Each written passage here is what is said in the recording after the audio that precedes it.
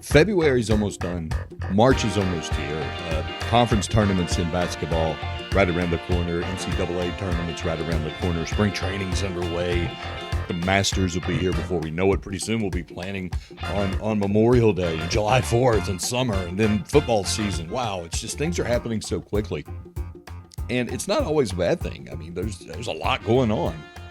But we would be better off if we took a moment. Let's take a beat and look back on what was an outstanding weekend in college basketball, an historic weekend in college basketball. Big-time players on big-time stages playing for big-time teams in big-time moments. You get what I'm saying. It was absolutely fantastic and lived up to the billing. We knew that it could happen going in, that the way the stars had aligned, the scheduling gods had done their thing, that we could be in for something special, and man, we really were. And it wreaked havoc on some brackets that have already begun to be assembled, some projections of brackets. The top 25 going to be different, that's for sure, particularly at the top. It was just one of those weekends that's going to have repercussions weeks from now, specifically on Selection Sunday. And beyond, I guess, because where you get seated determines so much in the path and yada, yada, yada. And you can look back to this being a seminal moment that put certain teams on certain paths. It was fantastic. It was fantastic. And I want to take a moment to just look back at that everything that happened over the weekend. We're going to do a little best and worst today. Best and worst of this weekend. Just once more, fantastic weekend of college basketball. And that's going to be the number one best thing. The schedule that we had. Number 1, 2, 3, and 4 played each other on the same day for only the 5th time in history. And twice it happened in the NCAA tournament. So it's really only the 3rd time in regular season history. That in and of itself is an absolutely incredible achievement. And here's what was really cool. I like that the Michigan-Duke game was in Washington, D.C. They'll be playing, I believe, the East Regional there. Somebody please fact check me on that next month. I like that it was in neutral site. And I think that's going to be a trend going forward. That's something that Duke coach John Shire discussed last year when they announced the deal, that they want to get away from the monotony of the conference season that starts into December for the most part, really hot and heavy, and get into the rhythm of playing a different team in a different site, a neutral site. And what resulted in this instance was a fantastic basketball game. Duke beating Michigan. It's exciting. Big-time players, big-time stage. 68-63, by the way. Michigan had just become the number 1 ranked team in the country a few days prior. Now I have a feeling that Duke will be taking that mantle, and we'll look at my AP Top 25 ballot in just a moment. The other game, and this one was especially impressive, because Arizona beat Houston 73-66. They did it without Koa Pete. The forward, just athletic as all get out, fantastic basketball player. For them to pull off that kind of win without having their best player readily available says a lot about that squad. And they're being kind of ambiguous about it the way the coaches are these days. It's a lower leg issue. A lower leg muscle strain, I believe, is specifically how it's being framed. So something to keep an eye on. Here's the worst of the weekend. Clemson. Clemson continues its slide. Lost yet again. This time to Florida State at home. That's 4 straight defeats for the Tigers after a 20-4 start. A few days ago, even during this current skid, they were seeded around 8 in most projections. Seemed to be a lock to get into the NCAA tournament. Just a little over a week ago, they were getting ready to play Duke with first place on the line in the ACC. Now they're 3.5 games behind the Blue Devils. Double bye in the upcoming NCAA tournament. Probably not going to happen. At this point, they need to just do all they can to make sure they get a bye and get into the NCAA tournament. So it's just been really, really striking how things have flipped there. And I think the biggest problem with that is that I'll say it again. I think the roster is fantastic. I think there's depth at every position. I think the way it's constructed is good. They seem to be tired, and that was something Brad Brownell had addressed, and he's being criticized for some of his practice regiments of late, easing off a little too much. I'm not ready to get into the minutiae of that and argue that or debate that. It could be something to it. But they don't have that player who can step up and take those big shots late in the game, take over and be the guy. There's such a team that they don't have that one guy who can be the man. And that might end up being their Achilles heel going forward. So we'll keep an eye on that situation because they only got a few games left. Regular season's going to end in a week and a half, something like that. They have to make hay while they can and still have Louisville, still have UNC left on the schedule. So it's only going to get more arduous going forward. Here's a best, and this might have been the absolute best, actually. Anybody that got to check it out, they saw a gift. Alabama beat Arkansas in double overtime, 117-115. Arkansas playing with a short bench. I think Calipari said they had only 7 guys available, and they went to all 7. But what happens? What happens when you get in that kind of a situation? Well, you need a guy to step up. Kind of the way I talk about somebody needs to be the man for Clemson. Well, somebody was the man for Arkansas, even though the Razorbacks lost. That was Darius Acuff, 49 points in 50 minutes. He played every minute of the game, double overtime, and he produced 49 minutes. It was compelling theater, to say the least, but it wasn't enough to overcome LeBaron Philon, Aiden Sherrill for the Crimson Tide. They combined for 51 points, each pumped in a career high. So it was a fantastic night of basketball in the Southeastern Conference. The flip side to that, and that was earlier in the week. The flip side to that was on Saturday, watching Kentucky collapse at Auburn. That's another team that seemed to be destined for the NCAA tournament. I still think they're in, but they have no margin for error going forward. None. They've got to win a couple more to make sure that they get in. That's a perplexing situation. Year 2 under Mark Pope went to the Sweet 16 last year, but this year, and I know they're riddled with injuries, his rotations just don't make a lot of sense sometimes. And sometimes it'll be mass rotations, almost like hockey shifts. Hard to stay in a rhythm, especially if you're a shooter when that's happening. Something he's being criticized very heavily for in the Bluegrass. Here's a worst of the weekend, and again, it's news that we got earlier in the week, but really resonated into the weekend. Iowa State's JT Toppin, he's out for the year. ACL injury. Iowa State went out and won anyhow over the weekend, but that's a team with Final Four aspirations that's going to have a really, really, really difficult time fulfilling those dreams without having a JT Toppin available. That's a tough lick. That is a tough lick for sure. I'm looking at Iowa State now, 23-4, 10-4. Had a split week. They lost to BYU Saturday, 79-69. Really good game, by the way. Really good. It was another one of those high-quality games. Previously, though, they'd beaten Houston 70-67. That's when they lost Toppin. It's going to be tough sledding for the Cyclones going forward. Getting down to the bottom of the list. Oh, the best. And this one was the most interesting, I thought, of the best and the worst list that we had. South Carolina women, they won 8 in a row. That includes they beat the brakes off of Ole Miss, 85-48. It's number 17 Ole Miss on Sunday. Another great effort for Joyce Edwards, 21.6 rebounds. But here was my biggest takeaway, and the biggest takeaway for a lot of people. It was the performance of Medina Okot, the transfer from Mississippi State.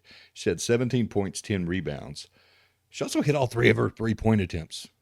She didn't even try one last year, and she doesn't try a lot now, but she stepped up and took some shots against the Rebels, and lo and behold, she made them all.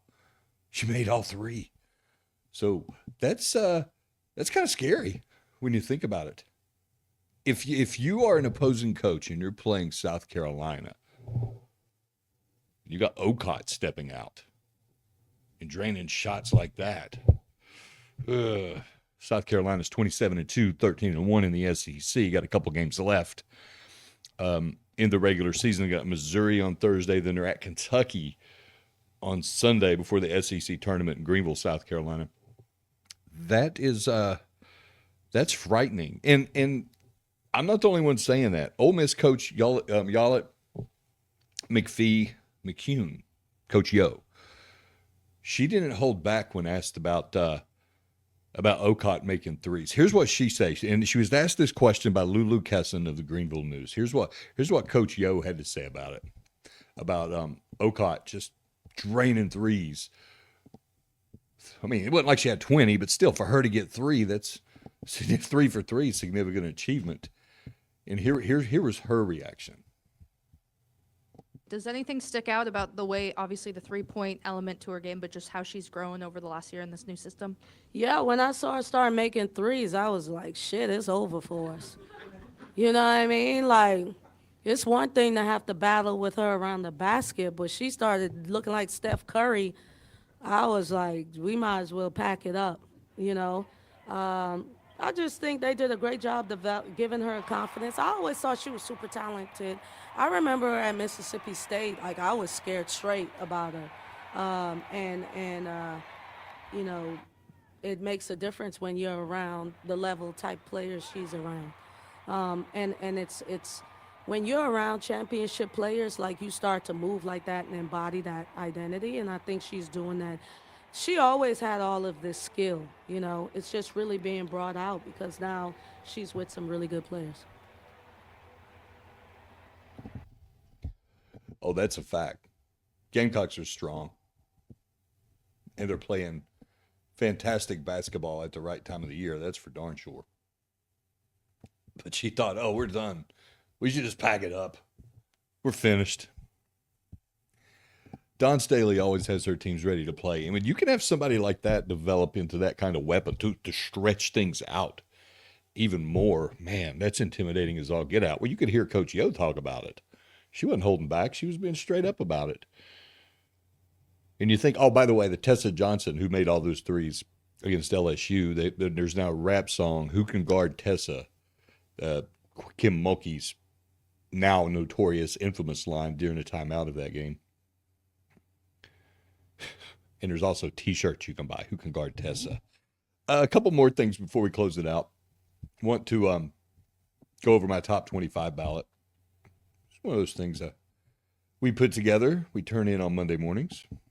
Give everybody an idea of what we're thinking with regards to the top 25. And there you go. I'm moving Duke up to number 1. Love what I see. Cam Boozer.